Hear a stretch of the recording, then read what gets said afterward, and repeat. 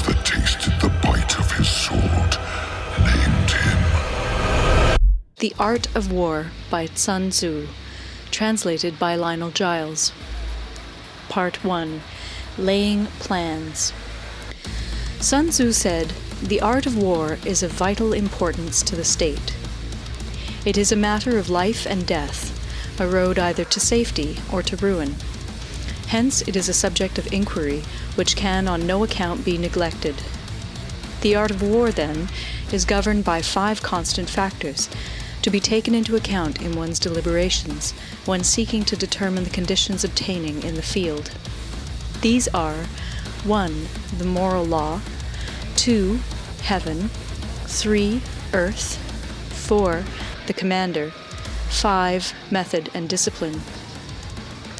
The moral law causes the people to be in complete accord with their ruler, so that they will follow him regardless of their lives, undismayed by any danger.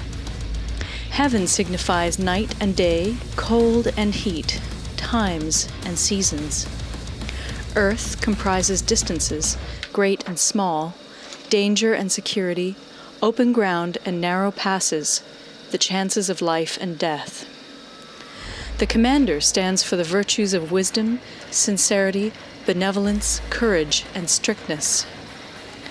By method and discipline are to be understood the marshalling of the army in its proper subdivisions, the graduations of rank among the officers, the maintenance of roads by which supplies may reach the army, and the control of military expenditure. These 5 heads should be familiar to every general. He who knows them will be victorious. He who knows them not will fail.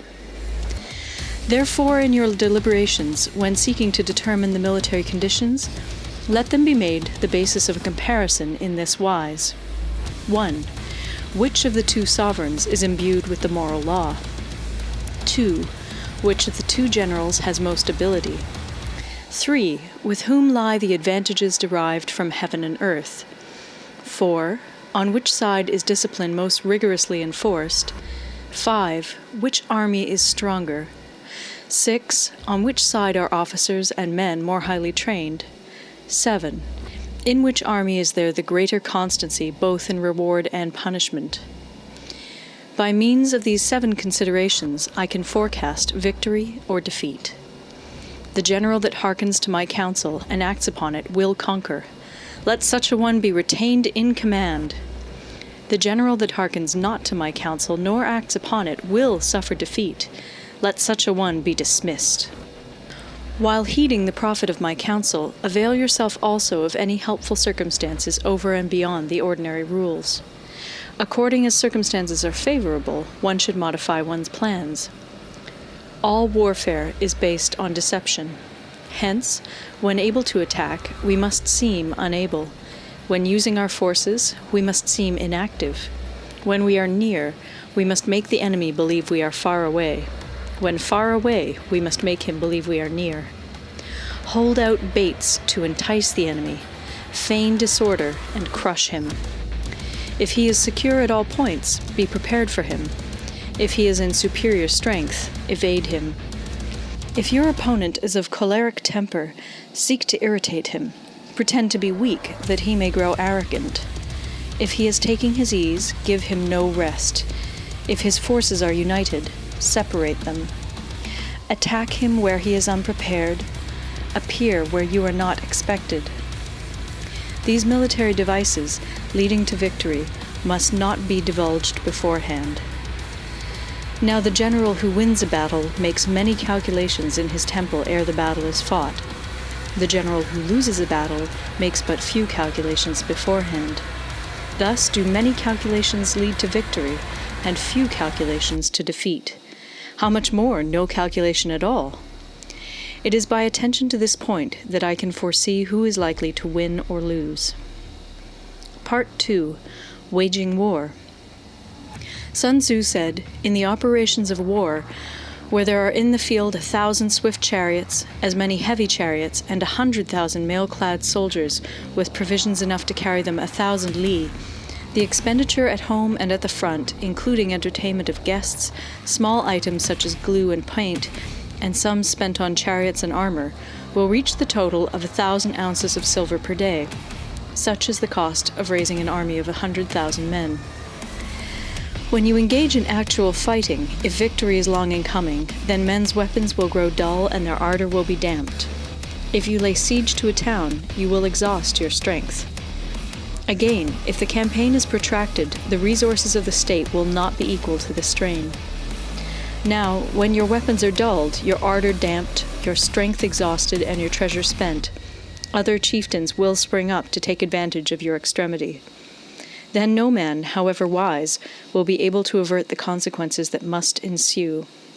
Thus, though we have heard of stupid haste in war, cleverness has never been seen associated with long delays. There is no instance of a country having benefited from prolonged warfare. It is only one who is thoroughly acquainted with the evils of war that can thoroughly understand the profitable way of carrying it on. The skillful soldier does not raise a second levy. Neither are his supply wagons loaded more than twice. Bring war material with you from home, but forage on the enemy. Thus the army will have food enough for its needs. Poverty of the state exchequer causes an army to be maintained by contributions from a distance. Contributing to maintain an army at a distance causes the people to be impoverished. On the other hand, the proximity of an army causes prices to go up, and high prices cause the people's substance to be drained away.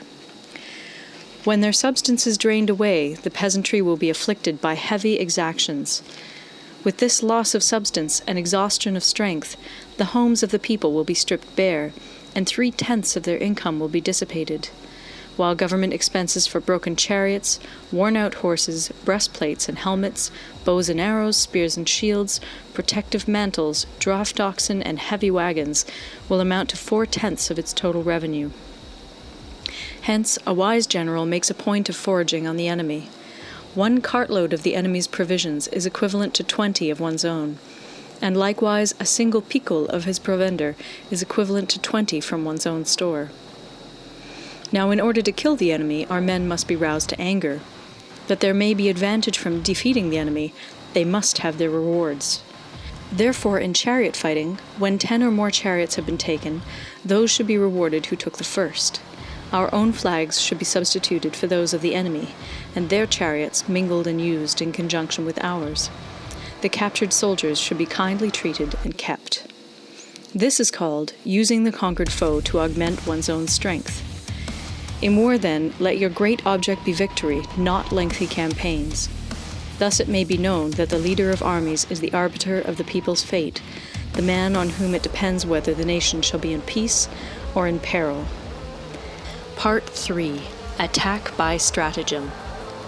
Sun Tzu said, "In the practical art of war, the best thing of all is to take the enemy's country whole and intact. To shatter and destroy it is not so good. So too, it is better to recapture an army entire than to destroy it, to capture a regiment, a detachment, or a company entire than to destroy them. Hence, to fight and conquer in all your battles is not supreme excellence. Supreme excellence consists in breaking the enemy's resistance without fighting. Thus, the highest form of generalship is to balk the enemy's plans. The next best is to prevent the junction of the enemy's forces. The next in order is to attack the enemy's army in the field. And the worst policy of all is to besiege walled cities. The rule is not to besiege walled cities if it can possibly be avoided. The preparation of mantlets, movable shelters, and various implements of war will take up 3 whole months, and the piling up of mounds against the walls will take 3 months more.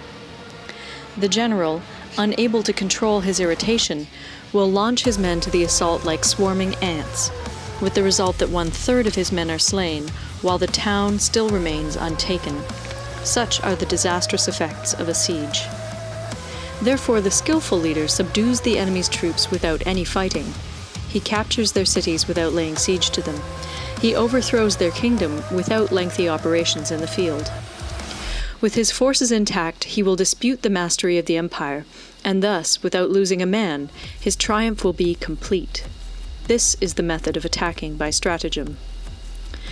It is the rule in war, if our forces are 10 to the enemy's 1, to surround him, if 5 to 1, to attack him, if twice as numerous, to divide our army into 2. If equally matched, we can offer battle. If slightly inferior in numbers, we can avoid the enemy. If quite unequal in every way, we can flee from him. Hence, though an obstinate fight may be made by a small force, in the end it must be captured by the larger force. Now the general is the bulwark of the state. If the bulwark is complete at all points, the state will be strong. If the bulwark is defective, the state will be weak. There are 3 ways in which a ruler can bring misfortune upon his army. 1.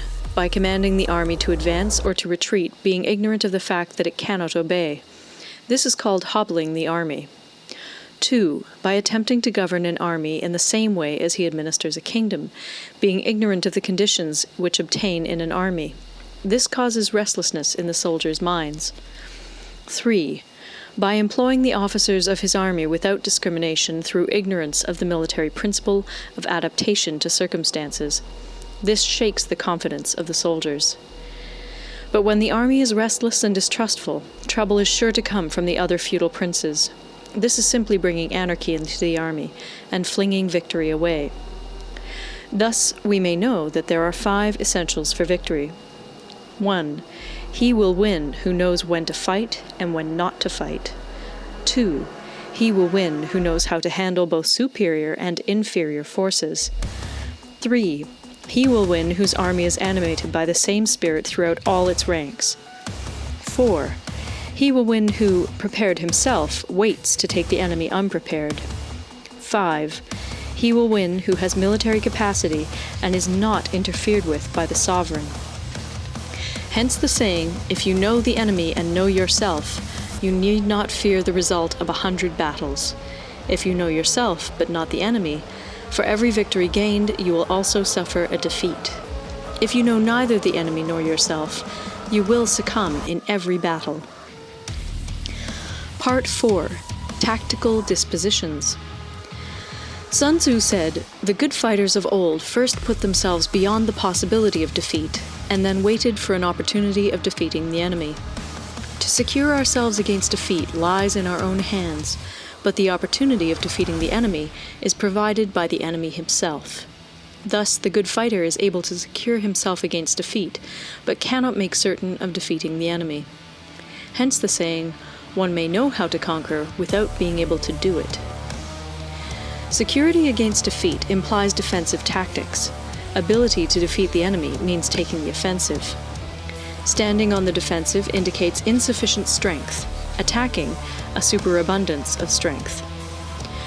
The general who is skilled in defense hides in the most secret recesses of the earth. He who is skilled in attack flashes forth from the topmost heights of heaven.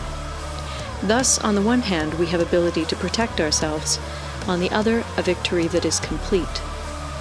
To see victory only when it is within the ken of the common herd is not the acme of excellence. Neither is it the acme of excellence if you fight and conquer, and the whole empire says, "Well done!" To lift an autumn hair is no sign of great strength. To see the sun and moon is no sign of sharp sight.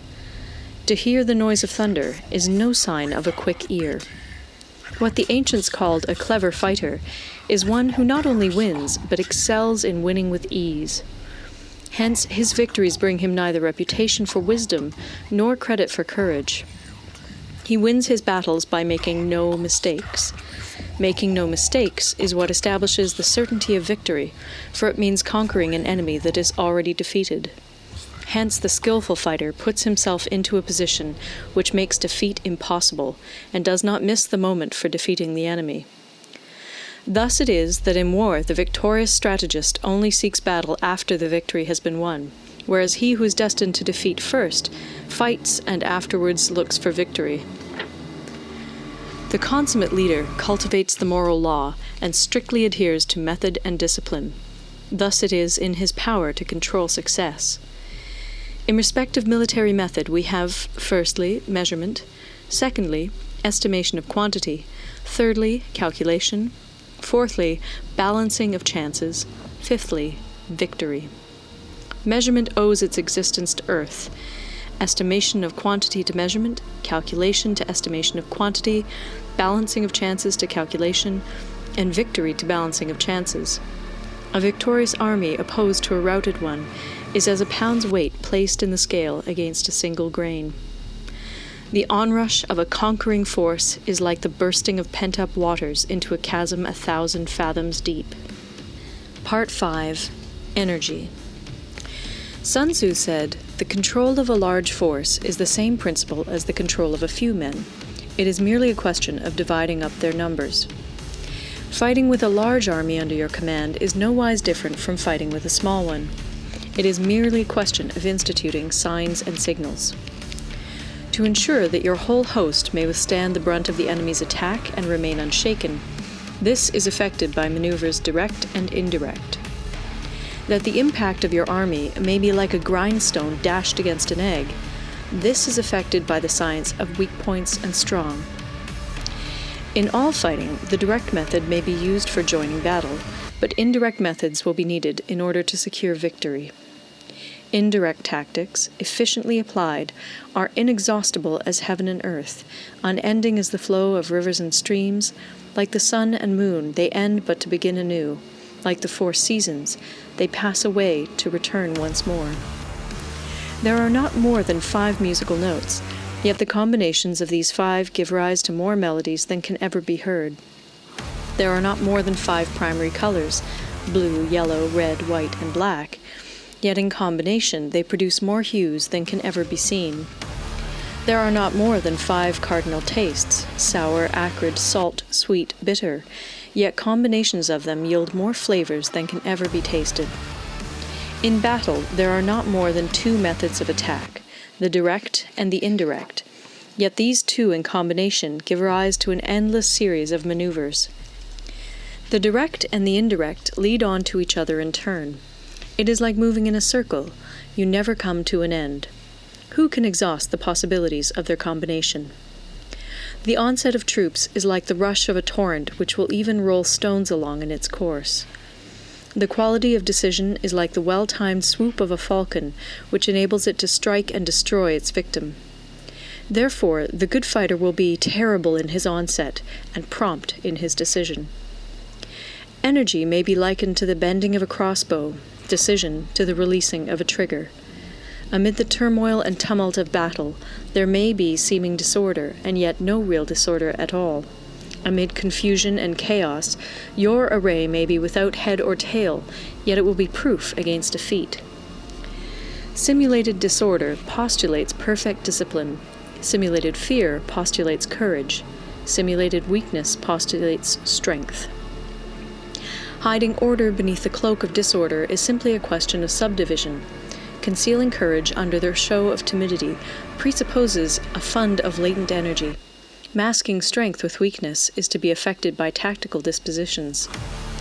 Thus, one who is skillful at keeping the enemy on the move maintains deceitful appearances, according to which the enemy will act. He sacrifices something that the enemy may snatch at it. By holding out baits, he keeps him on the march. Then, with a body of picked men, he lies in wait for him.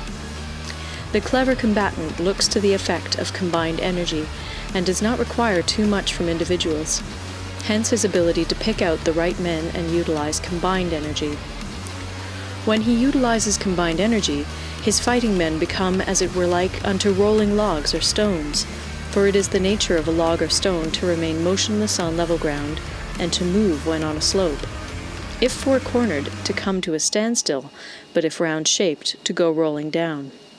Thus the energy developed by good fighting men is as the momentum of a round stone rolled down a mountain thousands of feet in height. So much on the subject of energy. Part 6. Weak Points and Strong. Sun Tzu said, "Whoever is first in the field and awaits the coming of the enemy will be fresh for the fight. Whoever is second in the field and has to hasten to battle will arrive exhausted." Therefore, the clever combatant imposes his will on the enemy, but does not allow the enemy's will to be imposed on him. By holding out advantages to him, he can cause the enemy to approach of his own accord, or, by inflicting damage, he can make it impossible for the enemy to draw near. If the enemy is taking his ease, he can harass him. If well supplied with food, he can starve him out. If quietly encamped, he can force him to move. Appear at points which the enemy must hasten to defend. March swiftly to places where you are not expected. An army may march great distances without distress if it marches through country where the enemy is not. You can be sure of succeeding in your attacks if you only attack places which are undefended. You can ensure the safety of your defense if you only hold positions that cannot be attacked. Hence, that general is skillful in attack whose opponent does not know what to defend, and he is skillful in defense whose opponent does not know what to attack. O divine art of subtlety and secrecy! Through you we learn to be invisible, through you inaudible, and hence we can hold the enemy's fate in our hands. You may advance and be absolutely irresistible if you make for the enemy's weak points. You may retire and be safe from pursuit if your movements are more rapid than those of the enemy. If we wish to fight, the enemy can be forced to an engagement even though he be sheltered behind a high rampart and a deep ditch. All we need do is attack some other place that he will be obliged to relieve. If we do not wish to fight, we can prevent the enemy from engaging us even though the lines of our encampment be merely traced out on the ground. All we need do is throw something odd and unaccountable in his way. By discovering the enemy's dispositions and remaining invisible ourselves, we can keep our forces concentrated while the enemy's must be divided. We can form a single united body while the enemy must split up into fractions. Hence, there will be a whole pitted against separate parts of a whole, which means that we shall be many to the enemy's few. And if we are able thus to attack an inferior force with a superior one, our opponents will be in dire straits. The spot where we intend to fight must not be made known, for then the enemy will have to prepare against a possible attack at several different points. And his forces being thus distributed in many directions, the numbers we shall have to face at any given point will be proportionately few. For should the enemy strengthen his van, he will weaken his rear. Should he strengthen his rear, he will weaken his van. Should he strengthen his left, he will weaken his right. Should he strengthen his right, he will weaken his left. If he sends reinforcements everywhere, he will everywhere be weak. Numerical weakness comes from having to prepare against possible attacks. Numerical strength from compelling our adversary to make these preparations against us. Knowing the place and the time of the coming battle, we may concentrate from the greatest distances in order to fight. But if neither time nor place be known, then the left wing will be impotent to succour the right equally impotent to succour the left, the van unable to relieve the rear, or the rear to support the van. How much more so if the furthest proportions of the army are anything under 100 li apart, and even the nearest are separated by several li? Though according to my estimate the soldiers of Yue exceed our own in number, that shall advantage them nothing in the matter of victory. I say then that victory can be achieved. Though the enemy be stronger in numbers, we may prevent him from fighting. Scheme so as to discover his plans and the likelihood of their success.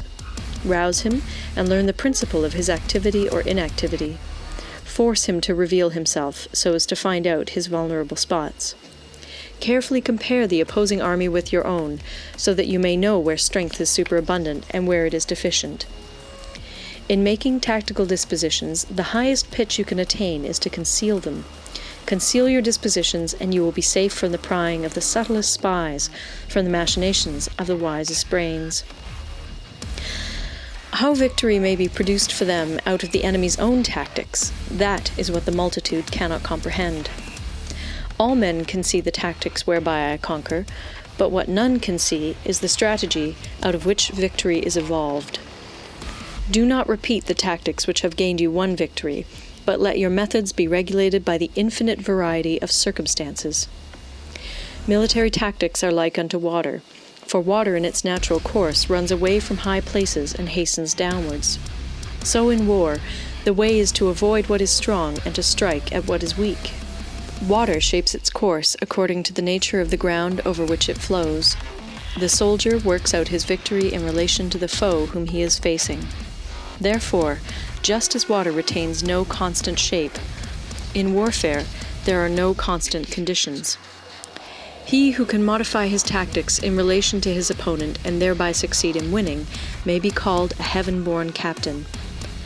The 5 elements, water, fire, wood, metal, earth, are not always equally predominant. The 4 seasons make way for each other in turn. There are short days and long. The moon has its periods of waning and waxing. Part 7. Maneuvering. Sun Tzu said, "In war, the general receives his commands from the sovereign. Having collected an army and concentrated his forces, he must blend and harmonize the different elements thereof before pitching his camp. After that comes tactical maneuvering, than which there is nothing more difficult. The difficulty of tactical maneuvering consists in turning the devious into the direct, and misfortune into gain. Thus, to take a long and circuitous route, after enticing the enemy out of the way, and those starting after him, to contrive to reach the goal before him, shows knowledge of the artifice of deviation. Maneuvering with an army is advantageous, with an undisciplined multitude, most dangerous. If you set a fully equipped army in march in order to snatch an advantage, the chances are that you will be too late. On the other hand, to detach a flying column for the purpose involves the sacrifice of its baggage and stores. Thus, if you order your men to roll up their buff coats and make forced marches without halting day or night, covering double the usual distance at a stretch, doing 100 li in order to wrest an advantage, the leaders of all your 3 divisions will fall into the hands of the enemy.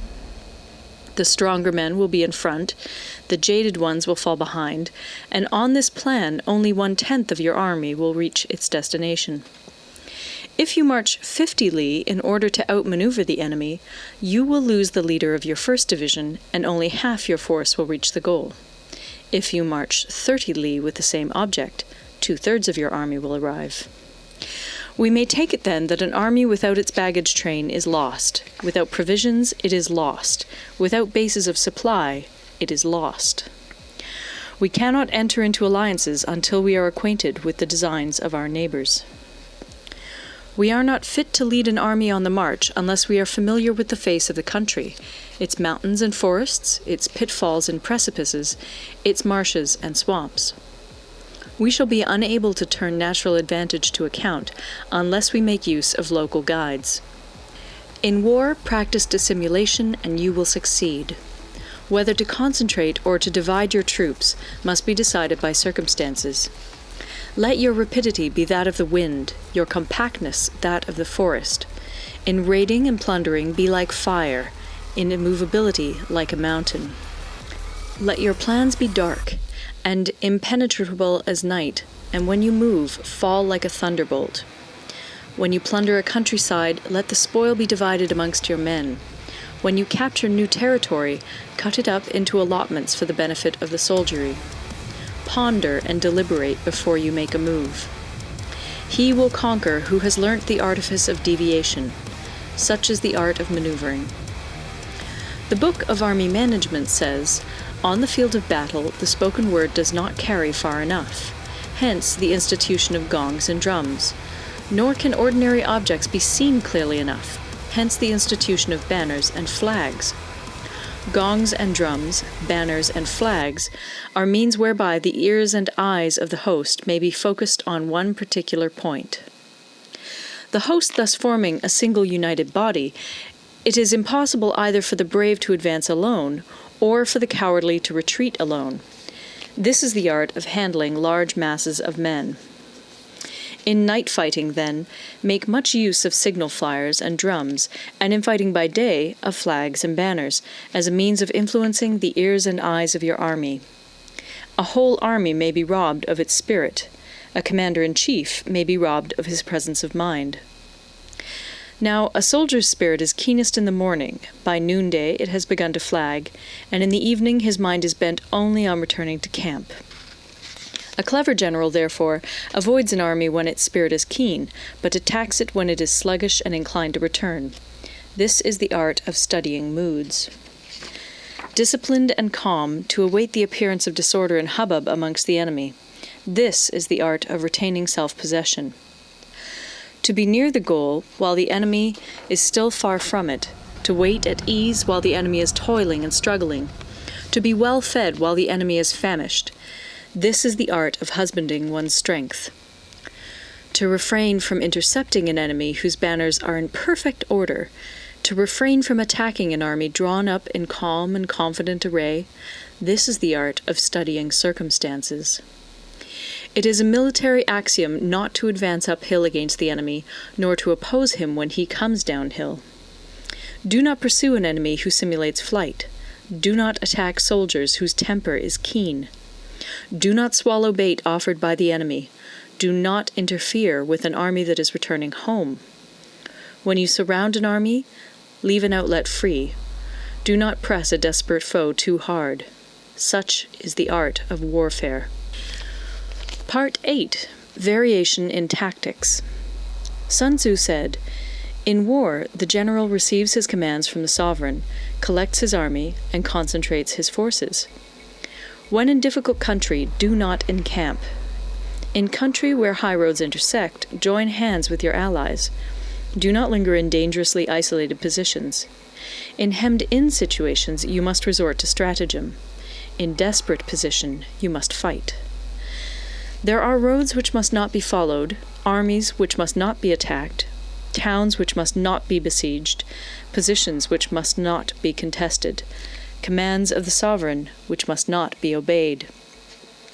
The general who thoroughly understands the advantages that accompany variation of tactics knows how to handle his troops. The general who does not understand these may be well acquainted with the configuration of the country, yet he will not be able to turn his knowledge to practical account. So, the student of war who is unversed in the art of war of varying his plans, even though he be acquainted with the 5 advantages, will fail to make the best use of his men. Hence, in the wise leader's plans, considerations of advantage and of disadvantage will be blended together. If our expectation of advantage be tempered in this way, we may succeed in accomplishing the essential part of our schemes. If, on the other hand, in the midst of difficulties we are always ready to seize an advantage, we may extricate ourselves from misfortune. Reduce the hostile chiefs by inflicting damage on them, and make trouble for them, and keep them constantly engaged. Hold out specious allurements, and make them rush to any given point. The art of war teaches us to rely not on the likelihood of the enemy's not coming, but on our own readiness to receive him. Not on the chance of his not attacking, but rather on the fact that we have made our position unassailable. There are 5 dangerous faults which may affect a general. 1. Recklessness, which leads to destruction. 2. Cowardice, which leads to capture. 3. A hasty temper, which can be provoked by insults. 4. A delicacy of honor, which is sensitive to shame. 5. Over-solicitude for his men, which exposes him to worry and trouble. These are the 5 besetting sins of a general, ruinous to the conduct of war. When an army is overthrown and its leader slain, the cause will surely be found among these 5 dangerous faults. Let them be a subject of meditation.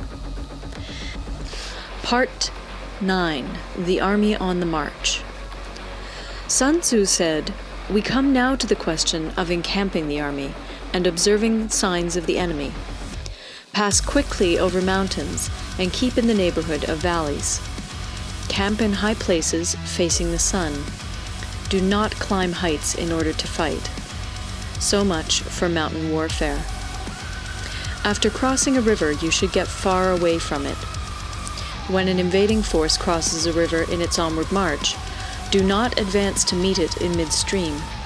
It will be best to let half the army get across and then deliver your attack. If you are anxious to fight, you should not go to meet the invader near a river which he has to cross. Moor your craft higher up than the enemy and facing the sun. Do not move upstream to meet the enemy. So much for river warfare. In crossing salt marshes, your sole concern should be to get over them quickly, without any delay. If forced to fight in a salt marsh, you should have water and grass near you and get your back to a clump of trees. So much for operations in salt marshes. In dry, level country, take up an easily accessible position with rising ground to your right and on your rear, so that the danger may be in front and safety lie behind. So much for campaigning in flat country. These are the 4 useful branches of military knowledge which enabled the Yellow Emperor to vanquish 4 several sovereigns. All armies prefer high ground to low, and sunny places to dark. If you are careful of your men and camp on hard ground, the army will be free from disease of every kind, and this will spell victory. When you come to a hill or a bank, occupy the sunny side with the slope on your right rear. Thus you will at once act for the benefit of your soldiers and utilize the natural advantages of the ground. When, in consequence of heavy rains up country, a river which you wish to ford is swollen and flecked with foam, you must wait until it subsides. Country in which there are precipitous cliffs with torrents running between, deep natural hollows, confined places, tangled thickets, quagmires, and crevasses should be left with all possible speed and not approached. While we keep away from such places, we should get the enemy to approach them. While we face them, we should let the enemy have them on his rear. If in the neighborhood of your camp there should be any hilly country, ponds surrounded by aquatic grass, hollow basins filled with reeds, or woods with thick undergrowth, they must be carefully routed out and searched, for these are places where men in ambush or insidious spies are likely to be lurking. When the enemy is close at hand and remains quiet, he is relying on the natural strength of his position. When he keeps aloof and tries to provoke a battle, he is anxious for the other side to advance. If his place of encampment is easy of access, he is tendering a bait. Movement amongst the trees of a forest shows that the enemy is advancing. The appearance of a number of screens in the midst of thick grass means that the enemy wants to make us suspicious. The rising of birds in their flight is the sign of an ambuscade. Startled beasts indicate that a sudden attack is coming. When there is dust rising in a high column, it is the sign of chariots advancing. When the dust is low, but spread over a wide area, it betokens the approach of infantry. When it branches out in different directions, it shows that parties have been sent to collect firewood. A few clouds of dust moving to and fro signify that the army is encamping. Humble words and increased preparations are signs that the enemy is about to advance. Violent language and driving forward as if to the attack are signs that he will retreat. When the light chariots come out first and take up a position on the wings, it is a sign that the enemy is forming for battle. Peace proposals unaccompanied by a sworn covenant indicate a plot. When there is much running about and the soldiers fall into rank, it means that the critical moment has come. When some are seen advancing and some retreating, it is a lure. When the soldiers stand leaning on their spears, they are faint from want of food. If those who are sent to draw water begin by drinking themselves, the army is suffering from thirst. If the enemy sees an advantage to be gained and makes no effort to secure it, the soldiers are exhausted.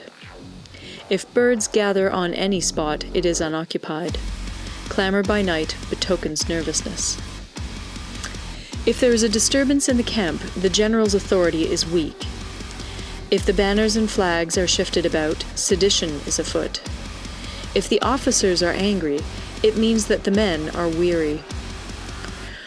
When an army feeds its horses with grain and kills its cattle for food, and when the men do not hang their cooking pots over the campfires, showing that they will not return to their tents, you may know that they are determined to fight to the death.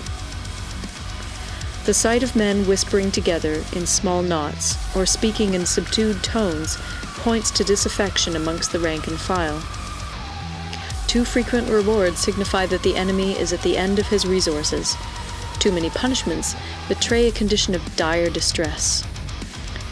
To begin by bluster, but afterwards to take fright at the enemy's numbers, shows a supreme lack of intelligence. When envoys are sent with compliments in their mouths, it is a sign that the enemy wishes for a truce. If the enemy's troops march up angrily and remain facing ours for a long time without either joining battle or taking themselves off again, the situation is one that demands great vigilance and circumspection. If our troops are no more in number than the enemy, that is amply sufficient. It only means that no direct attack can be made. What we can do is simply to concentrate all our available strength, keep a close watch on the enemy, and obtain reinforcements. He who exercises no forethought, but makes light of his opponents, is sure to be captured by them. If soldiers are punished before they have grown attached to you, they will not prove submissive. And, unless submissive, they will be practically useless. If, when the soldiers have become attached to you, punishments are not enforced, they will still be useless. Therefore, soldiers must be treated in the first instance with humanity, but kept under control by means of iron discipline. This is a certain road to victory. If in training soldiers commands are habitually enforced, the army will be well disciplined. If not, its discipline will be bad.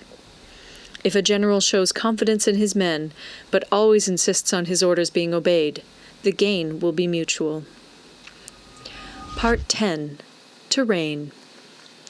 Sun Tzu said, "We may distinguish 6 kinds of terrain, to wit, 1. Accessible ground, 2. Entangling ground, 3. Temporizing ground, 4. Narrow passes, 5. Precipitous heights, 6. Positions at a great distance from the enemy." Ground which can be freely traversed by both sides is called accessible. With regard to ground of this nature, be before the enemy in occupying the raised and sunny spots, and carefully guard your line of supplies.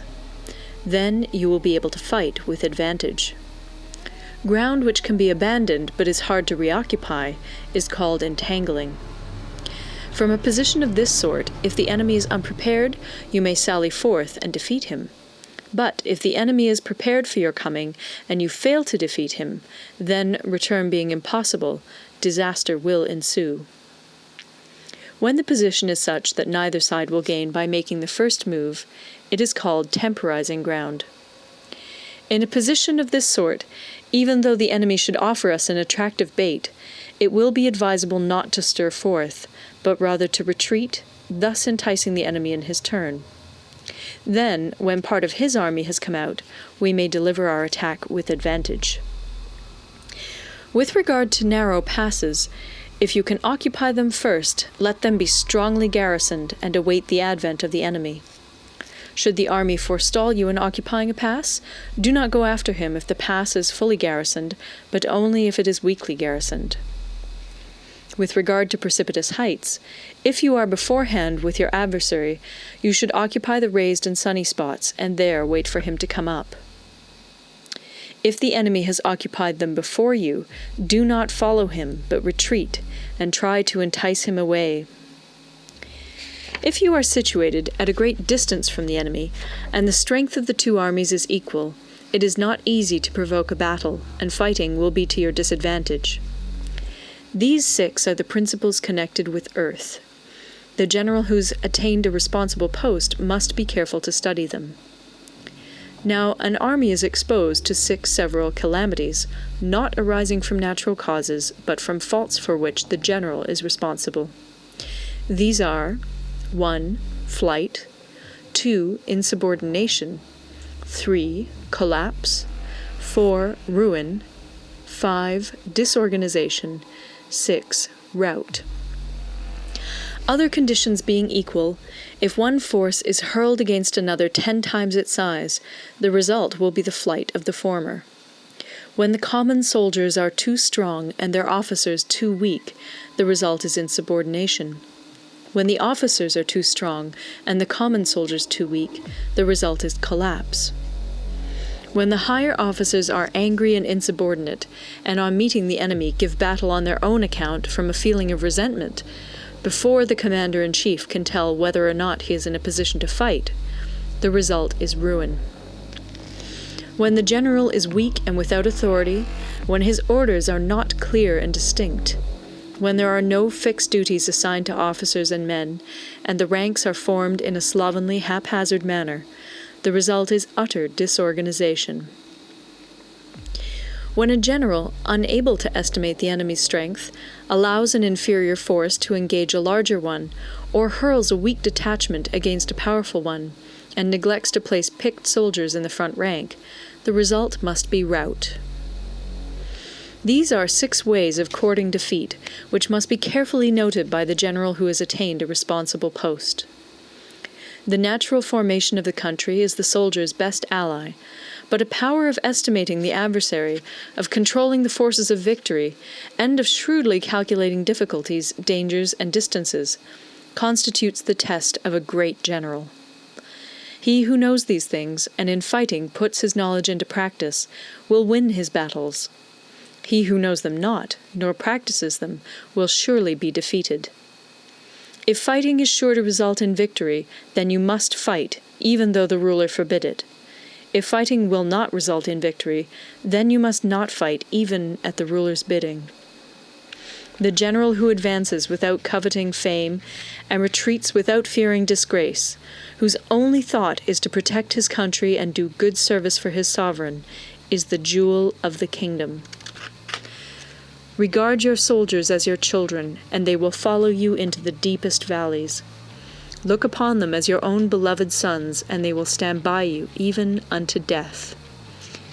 If, however, you are indulgent, but unable to make your authority felt, kind-hearted, but unable to enforce your commands, and incapable, moreover, of quelling disorder, then your soldiers must be likened to spoilt children. They are useless for any practical purpose.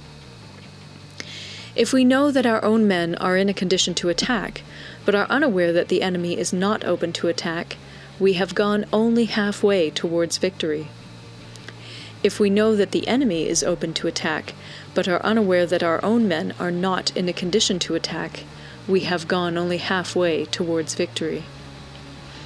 If we know that the enemy is open to attack, and also know that our men are in a condition to attack, but are unaware that the nature of the ground makes fighting impracticable, we have still only gone halfway towards victory. Hence the experienced soldier, once in motion, is never bewildered. Once he has broken camp, he is never at a loss. Hence the saying, "If you know the enemy and know yourself, your victory will not stand in doubt. If you know heaven and know earth, you may make your victory complete." Part 11. The 9 Situations. Sun Tzu said, "The art of war recognizes 9 varieties of ground. 1. Dispersive ground. 2. Facile ground. 3. Contentious ground. 4. Open ground. 5. Ground of intersecting highways. 6. Serious ground. 7. Difficult ground. 8. Hemmed-in ground. 9. Desperate ground. When a chieftain is fighting in his own territory, it is dispersive ground.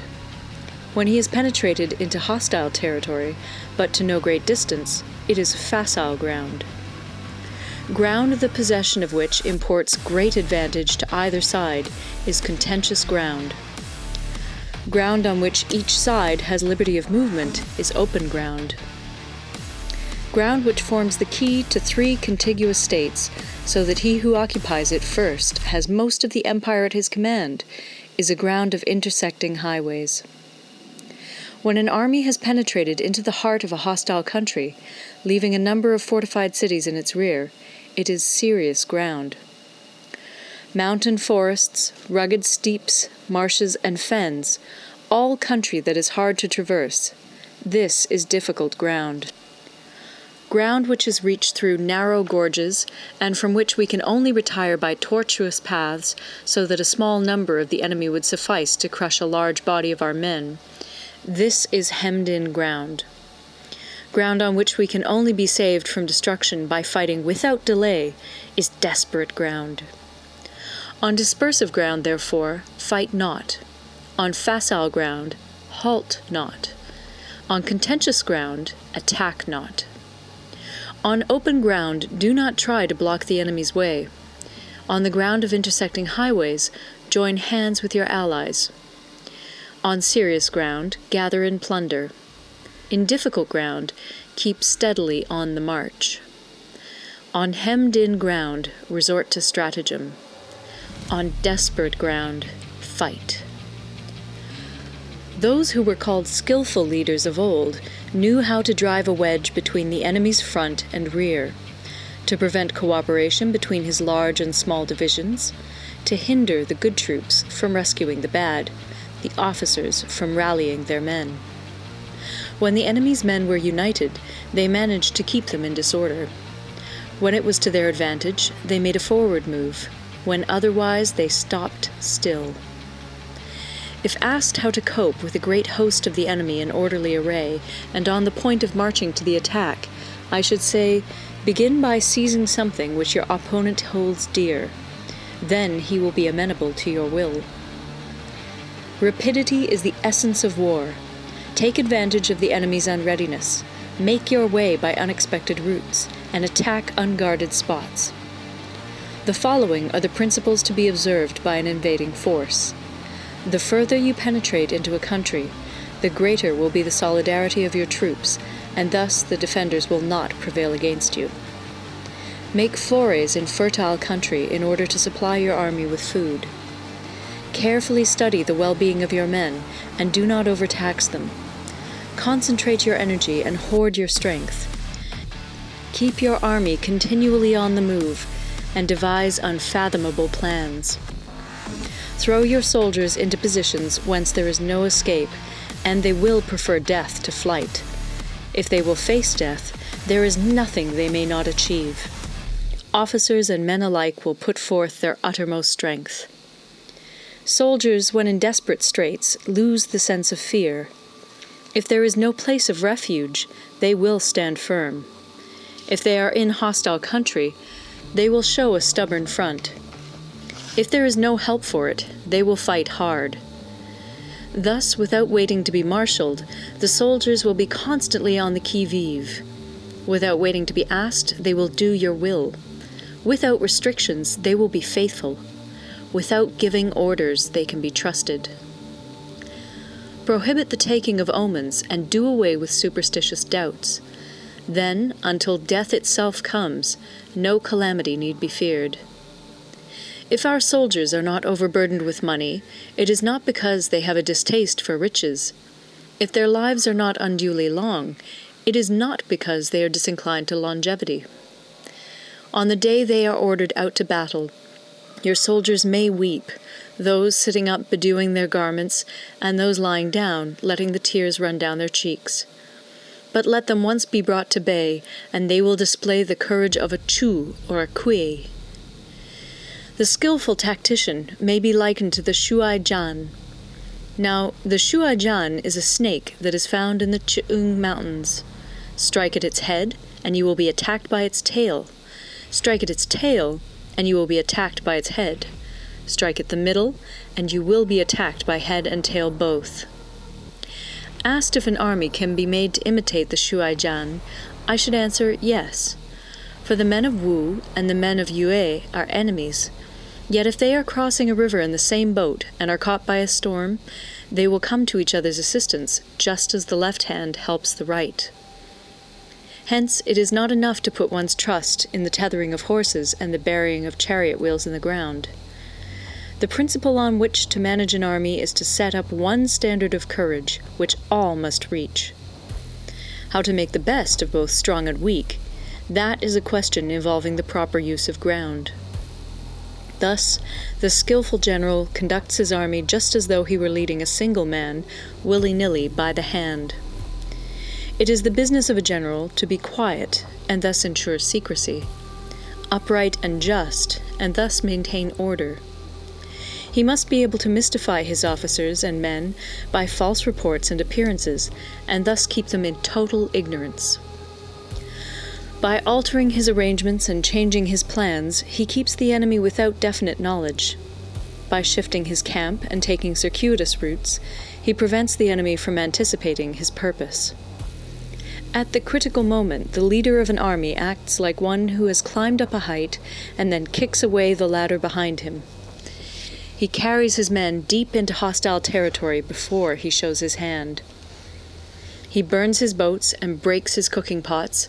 Like a shepherd driving a flock of sheep, he drives his men this way and that, and nothing knows whither he is going. To muster his host and bring it into danger, This may be termed the business of the general. The different measures suited to the 9 varieties of ground, the expediency of aggressive or defensive tactics, and the fundamental laws of human nature, these are things that must most certainly be studied. When invading hostile territory, the general principle is that penetrating deeply brings cohesion. Penetrating but a short way means dispersion. When you leave your own country behind and take your army across neighborhood territory, you find yourself on critical ground. When there are means of communication on all 4 sides, the ground is one of intersecting highways. When you penetrate deeply into a country, it is serious ground. When you penetrate but a little way, it is facile ground. When you have the enemy's strongholds on your rear and narrow passes in front, it is hemmed-in ground. When there is no place of refuge at all, it is desperate ground. Therefore, on dispersive ground, I would inspire my men with unity of purpose. On facile ground, I would see that there is close connection between all parts of my army. On contentious ground, I would hurry up my rear. On open ground, I would keep a vigilant eye on my defenses. On ground of intersecting highways, I would consolidate my alliances. On serious ground, I would try to ensure a continuous stream of supplies. On difficult ground, I would keep pushing on along the road. On hemmed-in ground, I would block any way of retreat. On desperate ground, I would proclaim to my soldiers the hopelessness of saving their lives. For it is the soldier's disposition to offer an obstinate resistance when surrounded, to fight hard when he cannot help himself, and to obey promptly when he has fallen into danger. We cannot enter into alliance with neighboring princes until we are acquainted with their designs. We are not fit to lead an army on the march unless we are familiar with the face of the country, its mountains and forests, its pitfalls and precipices, its marshes and swamps. We shall be unable to turn natural advantages to account unless we make use of local guides. To be ignored of any one of the following 4 or 5 principles does not befit a warlike prince. When a warlike prince attacks a powerful state, his generalship shows itself in preventing the concentration of the enemy's forces. He overawes his opponents, and their allies are prevented from joining against him. Hence, he does not strive to ally himself with all and sundry, nor does he foster the power of other states. He carries out his own secret designs, keeping his antagonists in awe. Thus he is able to capture their cities and overthrow their kingdoms. Bestow rewards without regard to rule, issue orders without regard to previous arrangements, and you will be able to handle a whole army as though you had to do with but a single man. Confront your soldiers with the deed itself. Never let them know your design. When the outlook is bright, bring it before their eyes, but tell them nothing when the situation is gloomy. Place your army in deadly peril, and it will survive. Plunge it into desperate straits, and it will come off in safety. For it is precisely when a force has fallen into harm's way that it is capable of striking a blow for victory. Success in warfare is gained by carefully accommodating ourselves to the enemy's purpose. By persistently hanging on the enemy's flank, we shall succeed in the long run in killing the commander-in-chief. This is called ability to accomplish a thing by sheer cunning. On the day that you take up your command, block the frontier passes, destroy the official tallies, and stop the passage of all emissaries. Be stern in the council chamber so that you may control the situation. If the enemy leaves the door open, you must rush in. Forestall your opponent by seizing what he holds dear, and subtly contrive to time his arrival on the ground. Walk in the path defined by rule, and accommodate yourself to the enemy until you can fight a decisive battle. At first, then, exhibit the coyness of a maiden, until the enemy gives you an opening. Afterwards, emulate the rapidity of a running hare, and it will be too late for the enemy to oppose you. Part 12. The Attack by Fire. Sun Tzu said, There are 5 ways of attacking with fire. The first is to burn soldiers in their camp. The second is to burn stores. The third is to burn baggage trains. The fourth is to burn arsenals and magazines. The fifth is to hurl dropping fire amongst the enemy. In order to carry out an attack, we must have means available. The material for raising fire should always be kept in readiness.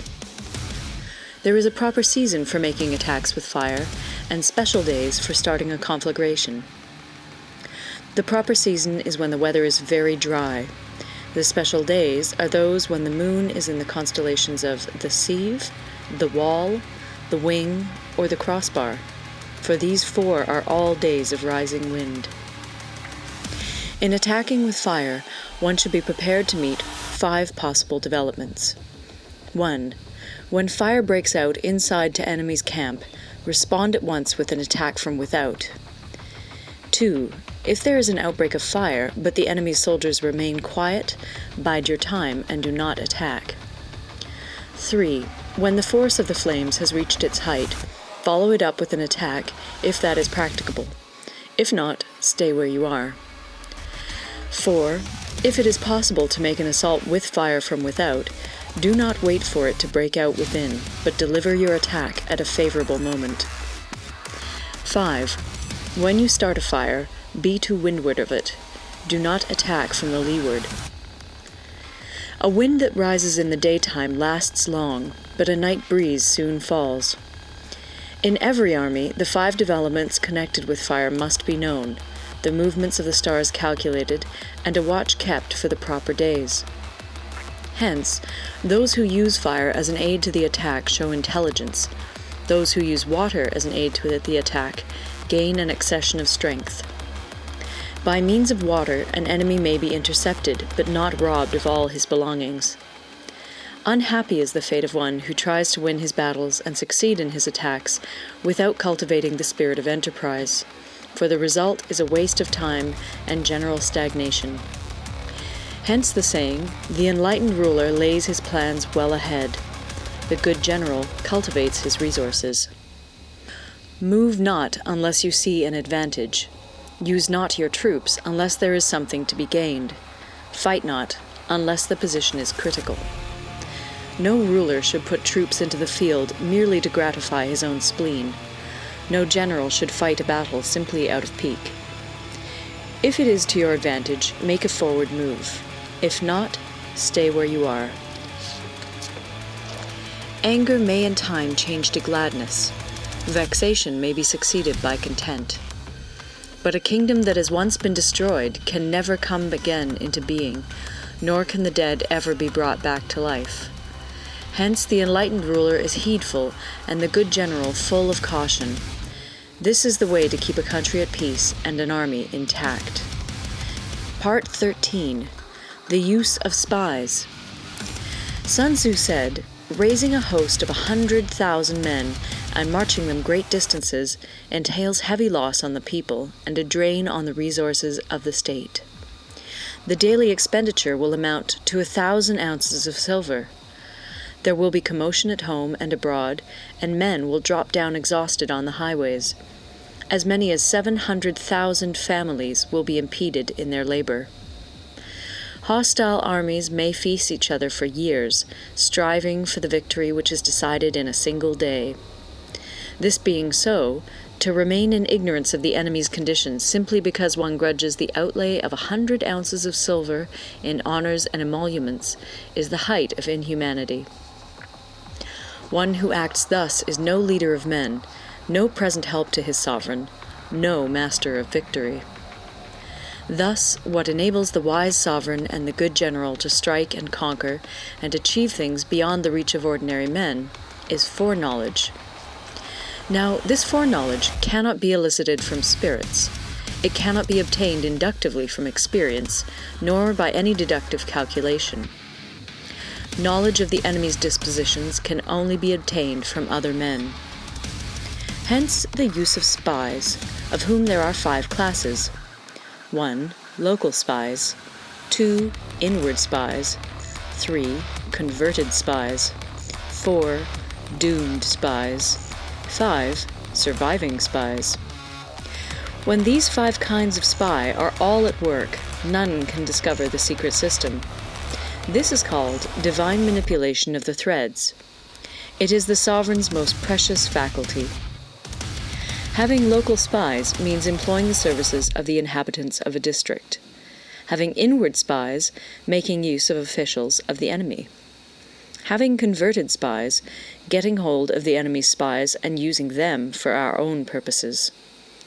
Having doomed spies, doing certain things openly for purposes of deception, and allowing our spies to know of them and report them to the enemy. Surviving spies, finally, are those who bring back news from the enemy's camp. Hence it is that none in the whole army are more intimate relations to be maintained than with spies. None should be more liberally rewarded. In no other business should greater secrecy be preserved. Spies cannot be usefully employed without a certain intuitive sagacity. They cannot be properly managed without benevolence and straightforwardness. Without subtle ingenuity of mind, one cannot make certain of the truth of their reports.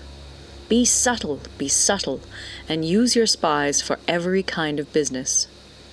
If a secret piece of news is divulged by a spy before the time is ripe, he must be put to death together with the man to whom the secret was told. Whether the object be to crush an army, to storm a city, or to assassinate an individual, it is always necessary to begin by finding out the names of the attendants, the aides-de-camp, and doorkeepers and sentries of the general in command. Our spies must be commissioned to ascertain these. The enemy's spies, who have come to spy on us, must be sought out, tempted with bribes, led away, and comfortably housed. Thus they will become converted spies and available for our service. It is through the information brought by the converted spy that we are able to acquire and employ local and inward spies. It is owing to this information again that we can cause the doomed spy to carry false tidings to the enemy. Lastly, it is by this information that the surviving spy can be used on appointed occasions. The end and aim of spying in all its 5 varieties is knowledge of the enemy, and this knowledge can only be derived in the first instance from the converted spy. Hence it is essential that the converted spy be treated with the utmost liberality. Of old, the rise of the Yin dynasty was due to Yi Qi, who had served under the Xia. Likewise, the rise of the Chu dynasty was due to Liu Ya, who had served under the Yin. Hence, it is only the enlightened ruler and the wise general who will use the highest intelligence of the army for purposes of spying, and thereby they achieve great results. Spies are a most important element in water, because on them depends an army's ability to move. End of The Art of War. Recorded in Toronto, Ontario by Moira Fogarty, October 2006.